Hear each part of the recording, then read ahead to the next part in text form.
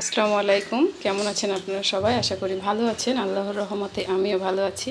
তো এই যে সকালবেলা নাস্তা করার জন্য রুটি ভেজে নিচ্ছি, আর এই পাশ দিয়ে ছেলের জন্য ওটস রান্না হচ্ছে, আর সাথে খাবো কফি। আর এগুলো হচ্ছে ডিমের পিঠা, আমার আম্মু বানিয়ে দিয়ে গিয়েছে। সকালে নাস্তা করার পরে আমাদের রান্নার কোনো ঝামেলা ছিল না। তার কারণ হচ্ছে আম্মু আজকে তার জামাইকে রান্না করে খাওয়াবে। তো রান্না করে অলরেডি দিয়ে গিয়েছে। যে এখানে হচ্ছে পোলাও চালের সাদা ভাত, আর এইদিকে আছে গরুর মাংস ভুনা, এখানে আছে দেশি মুরগির মাংস দিয়ে আলু দিয়ে রান্না করা, এখানে হচ্ছে বাটা মাছ ভাজি, আর এদিকে আছে ডিম দিয়ে পটল দিয়ে রান্না করা। যেহেতু আমাদের ঘরের কাজের মালামাল সব ঘরের ভিতরে রাখা, যার কারণে আমরা ঘর রেখে বাইরে যেতে পারছি না, যে জন্য আম্মু সব কিছু রান্না করে আমাদের বাসায় দিয়ে গিয়েছে। তো এখন আমরা খাওয়া দাওয়া করব। সব কিছু গুছিয়ে নিয়ে মাদুর পাতিয়ে এই যে আমরা বসে পড়েছি সেই বড় প্লেটে ভাত খাওয়ার জন্য, যে জান্নাতের আব্বু অলরেডি খাওয়া শুরু করে দিয়েছে। অনেক দিন পর বিকেলবেলা আজকে একটু ছাদে যাচ্ছি, দেখি এই ছাদের কাজ কত দূর এগুলো। জান্নাতের আব্বু প্রতিদিনই আসে, কিন্তু আমি তো মহিলা মানুষ, এজন্য ওইভাবে আসা হয় না। তো আজকে একটু আসলাম। ওরা যেতে যেতে সন্ধ্যা হয়ে যায়, যার কারণে ওঠা হয় না ছাদে। তো আজকে একটু তাড়াতাড়ি গিয়েছে, যার কারণে আসলাম। ওই যে দেখেন শাটারিংয়ের কাজ পুরোটাই হয়ে গিয়েছে।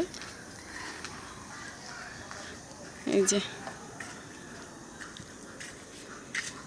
আর সিঁড়িটা তো আপনাদের দেখানো হয়নি। এই যে দোতলায় ওঠার যে সিঁড়ি, দোতলা ছাদে ওঠার যে সিঁড়ি, সেই সিঁড়িটা হয়ে গিয়েছে, এখনও তক্তাগুলো খোলেনি। তো ঢালাই দিয়েছে আরও আগে। আমি আজকে প্রথম উঠছি, আগে উঠিনি।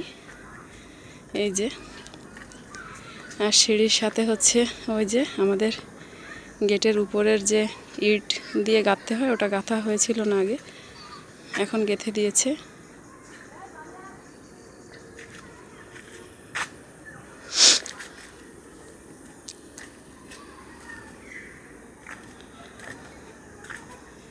নিচে নেমে যাচ্ছি, ওই পাশে একটু দেখতে যাব।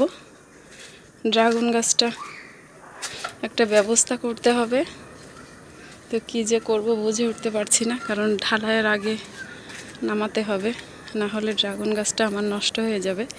এই গাছটায় অনেক ফল হয়, এবারও প্রায় 15-16টার মতো ফল হয়েছিল। তো আমার অনেকগুলো নিচে বিল্ডিংয়ের যে রঙের কাজ করিয়েছিলাম, ওখান থেকে অনেকগুলো রঙের ব্যারেল আছে। ভাবছি সেই ব্যারেলগুলোর মধ্যে মাটি ভরে তারপর গাছগুলো ছোট ছোট করে কেটে লাগাবো, যদি হয় বেঁচে থাকে তাহলে আবার একদিন ফল দেবে। ওই যে দেখেন পিছন সাইডে আমার চাচারা একটা গাছ বিক্রি করে দিয়েছে। তো ভাবছি কালকে সকালে ওখানে যে মাটি খুঁজেছে, ওখান থেকে মাটি নিয়ে বালতি ভরে তারপরে হচ্ছে ড্রাগন গাছগুলো লাগাবো।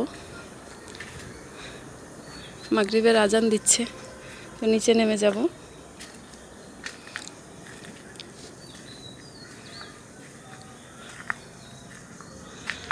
আগে এই পাশের এই দরজাটা লাগানোর কত তাড়া ছিল আমার, এখন দেখেন এমন সিস্টেমে বাঁশ দিয়েছে, দরজা লাগানোই লাগে না। আল্লাহ ভরসা, আল্লাহর উপর ভরসা করে রেখে দিয়েছি। এখন নিচে চলে যাচ্ছি।